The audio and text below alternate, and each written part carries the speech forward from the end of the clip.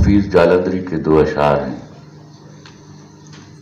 کبھی کبھار میں کہا کرتا تھا کہ یہ فٹ آتے ہیں مجھ پر. جہاں قطرے کو ترسایا گیا ہوں وہیں ڈوبا ہوا پایا گیا ہوں. جہاں قطرے کو ترسایا گیا ہوں وہیں ڈوبا ہوا پایا گیا ہوں. حفیظ اہل جہاں کب مانتے تھے بڑے زوروں سے منوایا گیا.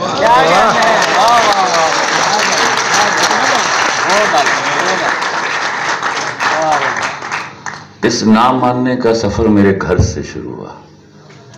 میرے امی ابا نہیں مانتے تھے. پھر 10 سے ضرب دیجیے تو میری بیوی نہیں مانتی تھی.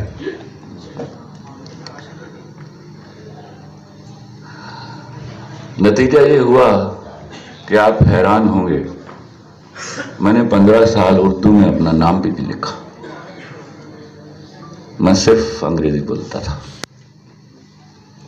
اور جب میں بینک چھوڑنے لگا تو اللہ زندگی دے بینک آف پنجاب کے چیئرمین آصف جمشید شاہ صاحب کو، تو انہوں نے مجھے کہا کیا کرو گے؟ یہ نور صاحب سننے کا واقعہ ہے ناصر ادیب صاحب. میں نے کہا میں ڈرامہ لکھوں گا. اچھا آپ کو اردو آتی ہے؟ تو دیٹ واز ویری اسٹانشنگ ریمارک. تو میں نے کہا جی ہاں آتی ہے مجھے اردو لکھنے میں. دیکھیے مجھے اچھا لگتا ہے جب کوئی مجھے بدتمیز کہتا ہے. خدا گواہ ہے یہ ہنسنے کی بات نہیں. یہ بدتمیزی وہ سنگ میل ہے جہاں سے میں نے سفر کا آغاز کیا تھا.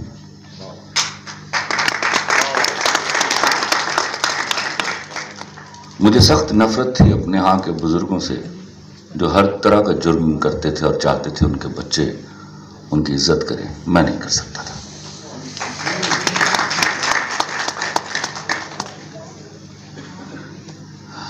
اس فورسڈ عزت نے میرے معاشرے کو آج وہاں لا کھڑا کیا ہے جہاں انصاف میرے ہاں کے عام لوگوں کو میسر نہیں ہے.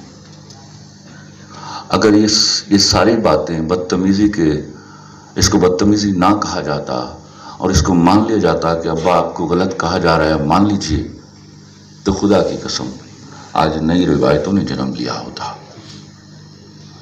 پھر سب سے امپورٹنٹ چیز تھی جو میں اپنے سامنے دیکھ رہا تھا. ہمارے ہاں جابز میں نوکریوں میں افسر کے سامنے ہاتھ باندھنے کی روایت تھی. خدا کی قسم ایسے کسی شخص کو میری طرف سے پھٹکار ہے. جب آپ کسی شخص کے سامنے ہاتھ باندھتے ہیں، ہاتھ باندھنا نماز میں قیام کی حالت کا مظہر ہے، تو آپ خدا کی توہین کر رہے ہوتے ہیں. اور ایسے لوگوں کی اولادیں بعد میں چل کر ہمارے ہاں کرپشن کا جو دیو ہے، عفریت ہے، وہ ہمارے سروں پر لاد دیتے ہیں. یہ میں نہیں تھا. مجھے سمجھ آ گئی تھی کہ سب سے بڑا ثواب ہے جھوٹوں کے سامنے بدتمیزی کرنا. تو میں نے وہ رج کے ثواب کمایا. بینک میں جب چھوٹا افسر تھا تو مجھے بدتمیز افسر کہتے تھے. جب بڑا افسر ہو گیا تو مجھے سخت افسر کہتے تھے. تو یہ ہمارے ہاں کی روایتیں ہیں. میں نور صاحب پتہ نہیں میں یہ بات بہت سارے معاملوں میں سنا چکا ہوں. مجھے جہاں تخلیق کرنے میں میری قدرت میرے خدا کی قدرت میری معاونت کر رہی تھی، وہاں میرے ہاں کا معاشرہ میری مدد کر رہا تھا. میں غریب بچہ تھا، یہ یاد رکھیے. یہ بڑی جگہوں پر کہہ چکا ہوں، لیکن اللہ کے واسطے اس کو اسی درد سے سن لیجئے جو میں سہ کر آیا ہوں. کبھی میرے پاس پہننے کو نیکر نہیں ہوتی تھی، کبھی شرٹ نہیں ہوتی تھی. بھٹو صاحب کا بہت بڑا فین تھا اور میں لنڈے بازار کا کپڑا نہیں پہنتا تھا. میرے پاس ایک بنا ہوا سویٹر ہو میں وہ تب تک پہنتا رہتا تھا جب تک میرا قد بڑا نہیں ہو جاتا تھا. And I used to wear it with all my pride.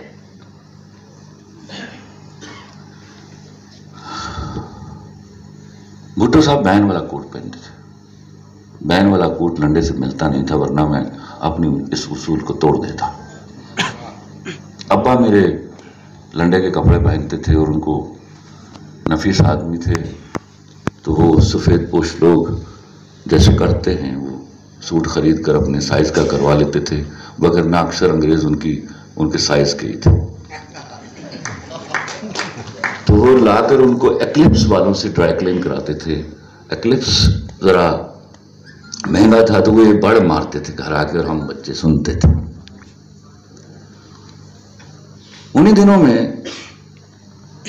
میرے ماموں نے بحرین سے ابا کو سوٹ کا ایک کپڑا بھیجا. مہندی رنگ کا وہ سوٹ مجھے آج بھی یاد ہے. تو میں نے ابا کو کہا کہ ابا آپ سوٹ نہیں سلوائیں گے, آدھا کپڑا مجھے دیجیے, میں اس کا بہن والا کوٹ سلواؤں گا. تو ابا نے آدھا کپڑا مجھے دے دیا. شاد باغ میں اسحاق ٹیلر ہوتے تھے, ان کو 180 روپے دے کر وہ کوٹ سلوا لیا میں نے. یہاں جو نوجوان بیٹھے ہیں یاد رکھیے کہ ہمارے زمانے میں بازار سے خریدنے کا اسٹچڈ کلاتھس خریدنے کا کوئی رواج نہیں ہوتا تھا, ہوتے ہی نہیں تھے. ایچ کریم بخش ایک میرے خیال میں اکلوتا ڈپارٹمنٹل سٹور تھا, وہاں پہ ایلیٹ کلاس جا کے خریداری کرتی تھی. اور ہماری عزت اسی میں ہوتی تھی کہ ہم کسی کو یہ بھی بتائیں کہ ہماری فلاں درزی سے دوستی. میں صحیح کہہ رہا ہوں. تو جب آپ کو کسی غریب آدمی کو اخلاق سے گالی دینی ہوتی تھی تو اس کے پہنے ہوئے کپڑے کو دیکھ کر کہتا تھا کنے دا لے آئی, کنے دا لے آئی, مطلب تھا کہ آپ نے لنڈے سے لیا ہے. تو he had to explain thereafter کہ نہیں میں نے لیا نہیں یا میں نے سلوایا ہے. تو میں ان غریبوں میں سے تھا جس پر کوئی اعتبار بھی نہیں کرتا تھا کہ سلوا سکتا ہے. تو وہ کوٹ پہن کر میں گھر میں گیا, میری چچی تھی, انہوں نے دیکھا بھائی سونا کوٹ ہے, کنے دا لے آئی. میں کہ نہیں لیا نہیں چاچی جی, سوایا ہے. اچھا میں کہ اللہ پاک دی قسم لیا نہیں, سوایا ہے. اچھا میں آپ ہنسی مت, میں اس پر کبھی کبھی اپنی تنہائیوں میں رویا کرتا ہوں. یہ میری چچی کا جرم نہیں ہے, یہ میرے پورے ملک کا اور پوری قوم کا جرم ہے جو آپ بھگت رہے ہیں آج. میں ایک خالہ کے گھر جاتا ہوں, وہاں بھی میرے ساتھ یہی سلوک روا ہوا. میں 4-5 گھروں میں گیا, نور صاحب, ناصر ادیب صاحب, یقے بعد دیگرے, اور کسی نے میرے اوپر بلیو نہیں کیا کہ میں نے یہ کوٹ سلوایا ہے. میں بالکل بھی ڈپریس ہونے والا بچہ نہیں تھا, لیکن اس دن میں ڈپریس ہوا. میں نے جا کر وہ کوٹ اتارا اور میری ماں کا سبز رنگ کا ٹرنک ہوتا تھا اس میں جا کے رکھ دیا, اور پھر کبھی نہیں پہنا. وہ وقت بدلتا ہے. میں وائس پریزیڈنٹ ہوں بینک آف پنجاب میں 1995 میں, اور چیف ایگزیکٹو ہوں فرسٹ پنجاب مداربہ کا. میرا بھائی میرے پاس گوڈاؤن آفیسر تھا, ہم اکٹھے گھر میں رہتے تھے. But I was too much into studies, کیونکہ آئی واز اے ٹاپر. تو مجھے ہمیشہ یہ فکر رہتی تھی کوئی ایسا سوال میرے ساتھ نہ کیا جائے جس کا مجھے جواب نہ آتا ہو. تو مجھے پتا ہم ایک سائز کے تھے تینوں بھائی, اور پتہ ہی نہیں ہوتا تھا کس کے کون کپڑے پہن لیتا ہے. لیکن اس سے مجھے یہ ہوا تھا کہ مجھے کپڑے پہننے کا شوق نہیں رہا تھا. They were never important for me. People, man, and the thesis with the man and the intellect with the man was important for me. تو میرے کمرے میں آیا تو he was wearing a very nice coat. میں نے کہا رہا ہے کتنے ایک کوٹ ہے, بڑا سونا یہ کوٹ ہے. اب یہ سلینگ بدل چکا ہے.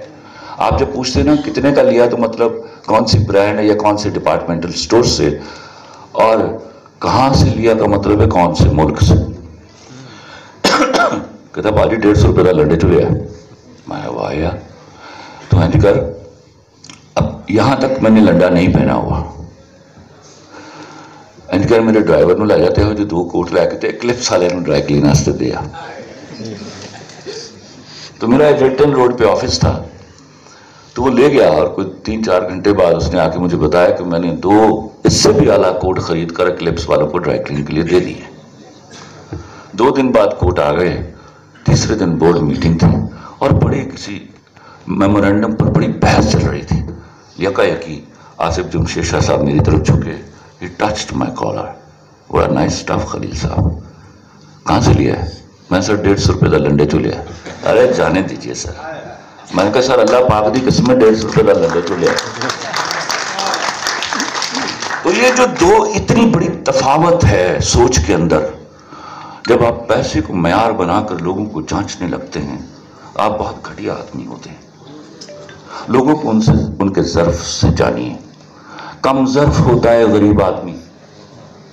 600 بلین روپے کے ساتھ آپ اگر کم ظرف ہیں تو آپ بڑے ہی غریب آدمی ہیں. آپ ان پر ترس کھائیے. میں کم ظرف نہیں تھا اور میں کبھی بھی غریب